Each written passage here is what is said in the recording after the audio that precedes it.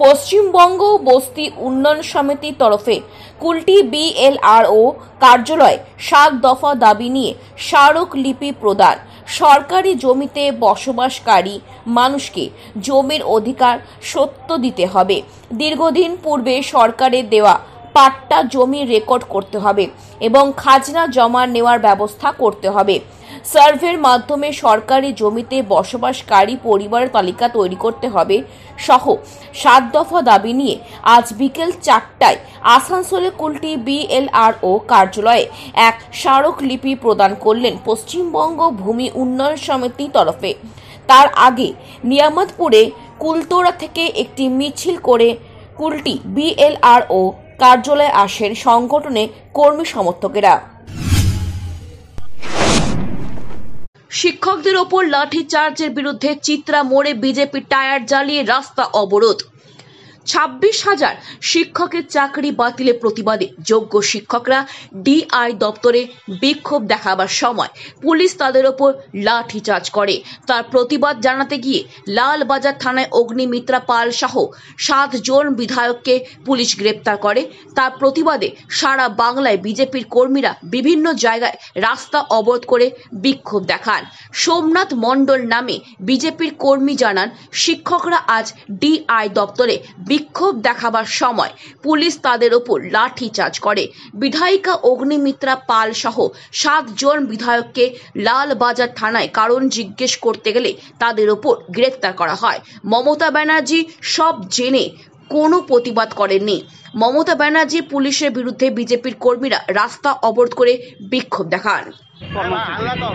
আমরা জানি কোর্টের নির্দেশে যে ২৬,০০০ শিক্ষক নিয়োগ বাতিল করা হয়েছিল এবং সেই শিক্ষক যখন প্রতিবাদ জানায়, রাস্তার মাঝখানে তৃণমূল সরকারের এবং আমাদের মমতা ব্যানার্জি মুখ্যমন্ত্রীর নির্দেশে পুলিশ প্রশাসন সেই শিক্ষকের ওপর লাঠিচার্জ করে।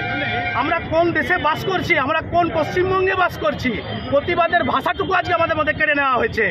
আজ যাদেরকে আমাদের সমাজের গুরু বলে আমাদের বলি, যারা আমাদেরকে তৈরি করছে, যে শিক্ষকরা আমাদের সমাজকে তৈরি করছে, সেই শিক্ষকের উপর অত্যাচার হচ্ছে। আমরা এই জিনিস মানতে পারি না। আমরা মুখ্যমন্ত্রীর ইমিডিয়েট আমরা পদত্যাগ চাই। কিছুদিন পর দেখতে পারবো আরজি করার মতো আবার জাস্টিস জাস্টিস করে একটা ঝান্ডা নিয়ে বেরোবে। মুখ্যমন্ত্রীকে আমরা বলতে চাই, আপনার বিরুদ্ধে, আপনার জন্য এই পশ্চিমবঙ্গের এই অবস্থা। আপনার বিরুদ্ধে আমরা রাস্তায় নামবো, আগামী দিনেও নেমেছি এবং আগামী দিনে এই আন্দোলন আরো তীব্র থেকে তীব্রতর হবে। আজকে কি করলেন এখানে? আজকে আমাদের বিধায়িকা অগ্নিমিত্রা পালদির সাথে আরও ৭ জন এমএলএ বিধায়িকাকে অ্যারেস্ট করা হয় লালবাজার থানাতে।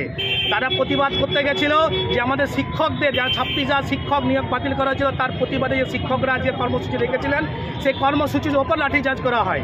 সেই প্রতিবাদের ভাষাটুকু যখন কেড়ে নেওয়া হয়েছিল, আমাদের বিধায়িকারা সে প্রতিবাদ জানাতে যায়। সেই সময়ে ৮ জন বিধায়িকা সমেত আমাদের কিছু কার্যকর্তাকে লালবাজার থানাতে বন্ধ করে অ্যারেস্ট করে রাখা হয় এবং মমতা ব্যানার্জি তার বিরুদ্ধে কোনো প্রতিবাদটুকু ভাষাটুকু নেই।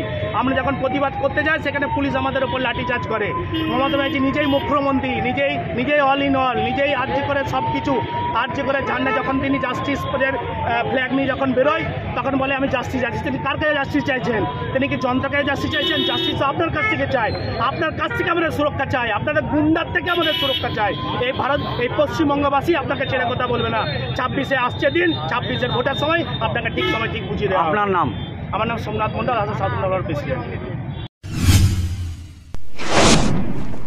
বুধবার কুলটির নিয়ামতপুর স্থিত সেন্ট্রাল বিজেপি কার্যালয়ে কুলটি হনুমান মহাজন্ম উৎসব কমিটির পক্ষ থেকে এক সাংবাদিক সম্মেলন করা হয়, যেখানে স্থানীয় বিজেপি কাউন্সিলর অমিত তুলসিয়ান, কাউন্সিলর লালন মেহরা, বিজেপি যুব নেতা অমিত গড়াই, স্থানীয় বিজেপি নেতা অভিজিৎ আচার্য সহ অন্যান্যরা উপস্থিত ছিলেন। এদিনের সাংবাদিক বৈঠকে অভিজিৎ আচার্য বলেন, আগামী ১২ এপ্রিল হনুমান মহাজন্ম উৎসব পালন করা হবে।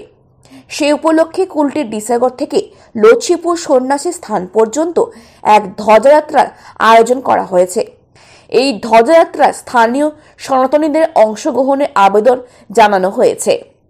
অমিত আছে, যুব নেতা কাঞ্চন আছে এবং কমিটির তরফ থেকে আমরা আজ বসেছি। কুলটি হনুমান মহাজন্মোৎসব কমিটির তরফ থেকে আমরা আজ একটা প্রেস বার্তা আপনাদেরকে দিতে চাই এবং আপনাদের মাধ্যমে কুলটির যত সনাতনী সেবক আছে, সনাতনী বন্ধু আছে, তাদেরকে একটা বার্তা দিতে চাই যে আগামী 12 তারিখ হনুমান মহাজন্ম উৎসবে আমরা একটা ডিসেরগড় থেকে ধ্বজ যাত্রা লছিপুর সন্ন্যাসী স্থান পর্যন্ত আমরা করতে চলেছি এবং সবাইকে আহ্বান করছি যে এইখানে যারাই সনাতনী সেবক আছেন, যারাই সনাতনীকে অবলম্বী মানুষ আছেন, তারা আসুন এবং আমরা পায়ে পা মিলিয়ে সেদিন এই যাত্রাকে সফল করি। হঠাৎ করে যাত্রা করার উদ্দেশ্যটা কি আপনাদের? হঠাৎ করে না, আপনারা দেখছেন যে মানুষের মধ্যে, আমাদের বিশেষ করে সনাতনী মানুষের মধ্যে হিন্দু ভাবাবেগ বেড়েছে এবং তাদের একটা ডিমান্ড ছিল যে হনুমান জন্ম জয়ন্তী উৎসব, আমরা রামনবমী তো বিশাল করে পালন করেছি, যে হনুমান জন্ম উৎসবটাও আমরা বড় করে পালন করি, তাই তাদের অনুরোধকে রাখবার জন্য আমরা এই কদমটা নিই।